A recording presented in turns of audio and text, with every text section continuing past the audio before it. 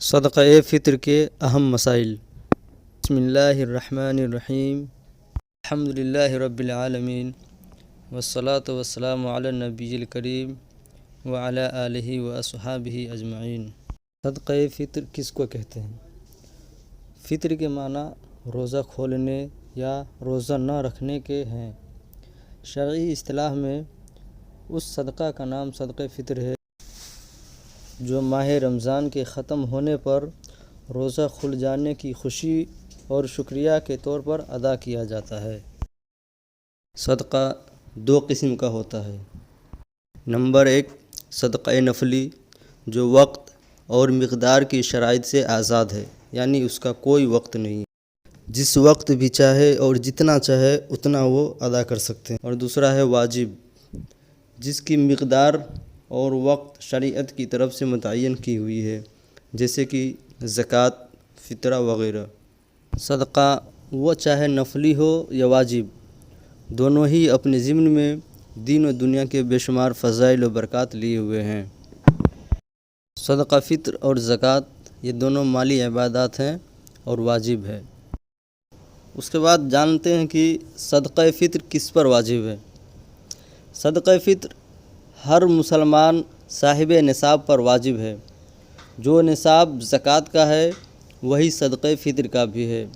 فرق دونوں میں یہ ہے کہ زکوٰۃ واجب ہونے کے لیے سال گزرنا شرط ہے، یعنی جس مرد یا عورت کی ملکیت میں 7.5 تولہ سونا یا 52.5 تولہ چاندی یا نقدی مال یا تجارت کا سامان یا ضرورت سے زائد سامان میں سے کوئی ایک چیز یا ان 5 چیزوں کا یا بعض کا مجموعہ 52.5 تولہ چاندی کی قیمت کے برابر ہو جائے تو ایسے مرد و عورت پر صدقۃ الفطر ادا کرنا واجب اور ضروری ہے۔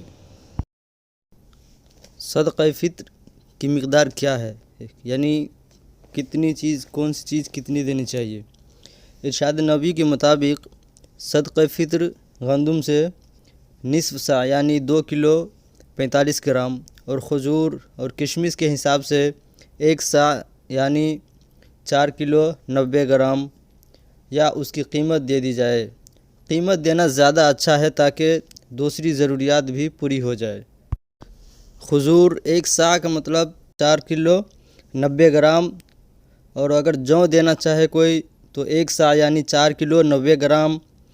اگر کوئی کشمش مکئی دینا چاہے تو اس کے لیے 1 سا 4 کلو 90 گرام، اور اگر کوئی گیہوں یا اس کا آٹا دینا چاہے تو نصف سا یعنی 2 کلو 45 گرام دے۔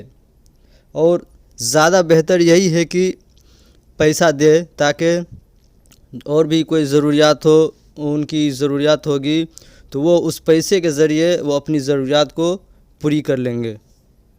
اب یہ صدقہ فطر ادائیگی کا وقت کب ہے، یعنی کب دینا چاہیے صدقہ فطر۔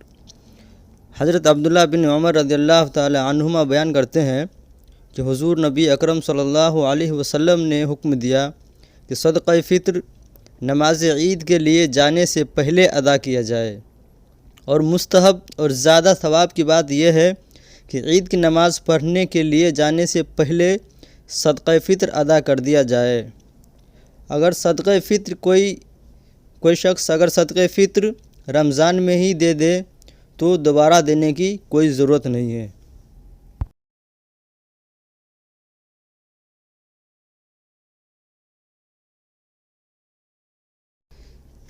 کن لوگوں کو صدقہ فطر دے سکتے ہیں؟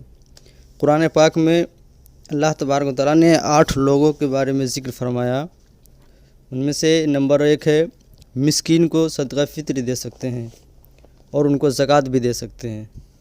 مسکین کون ہے؟ مسکین وہ شخص ہے جس کے پاس کچھ نہ ہو۔ اور دوسرا نمبر فقیر ہے۔ فقیر وہ شخص ہے جس کے پاس کچھ ہو مگر ضرورت سے کم ہو، یعنی جس شخص کے پاس 52.5 تولہ چاندی یا اس کی قیمت کا بنیادی ضرورت سے زیادہ سامان موجود نہ ہو، اس کے لیے زکوٰۃ لینا اور فطرہ لینا جائز ہے۔ تیسرا نمبر وہ شخص ہے جن کو مقرر کیے جائیں کہ وہ اموال ظاہرہ کی زکوٰۃ جمع کر کے مستحقین میں تقسیم کریں، تو ان کی تنخواہ یا وظیفہ بھی زکوٰۃ سے دیا جا سکتا ہے۔ اور نمبر 4 مؤلف القلوب، اس سے مراد وہ شخص ہے جو نیا دین اسلام قبول کیا اور ان کو پیسے کی ضرورت ہو یا کچھ امداد کی ضرورت ہو، تو ایسے لوگوں کو بھی صدقہ فطر اور زکوٰۃ دینا جائز ہے۔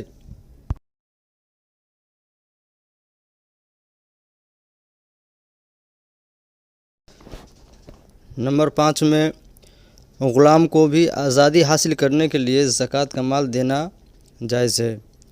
اور نمبر 6 میں قرض دار کو، اس سے مراد وہ مقروض ہیں جن پر اتنا قرضہ ہو کہ ان کے اثاثے قرضے کی ادائیگی کے لیے کافی نہ ہوں۔ نمبر 7 فی سبیل اللہ، یعنی اللہ کے راستے میں، اس سے مراد وہ شخص ہے جو جہاد پر جانا چاہتا ہو۔ اور نمبر 8 مسافر، اس سے مراد وہ شخص ہے جس کے پاس چاہے اپنے وطن میں نصاب کے برابر مال موجود ہوں، لیکن سفر میں اس کے پاس اتنے پیسے نہ رہے ہوں جن سے وہ اپنی سفر کی ضروریات پوری کر کے واپس اپنے وطن جا سکے۔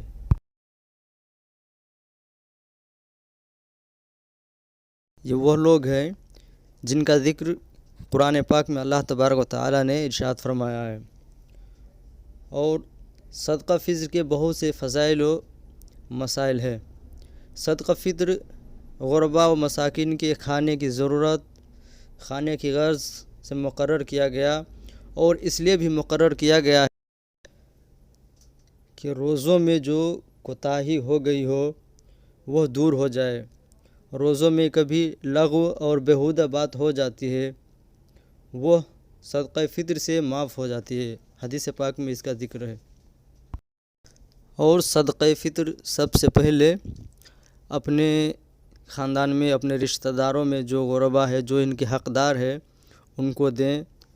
اس کے بعد جو اپنے گاؤں محلے میں ہیں ان کو دے، اس کے بعد باہر کے لوگوں کو دے، یہ زیادہ بہتر و مستحب ہے۔ اللہ تعالیٰ سے دعا ہے کہ اللہ تعالیٰ ہم سبوں کی ہدایت فرمائے اور ہم سبوں کو ان باتوں پہ عمل کرنے کی توفیق عطا فرمائے۔ آمین یا رب العالمین۔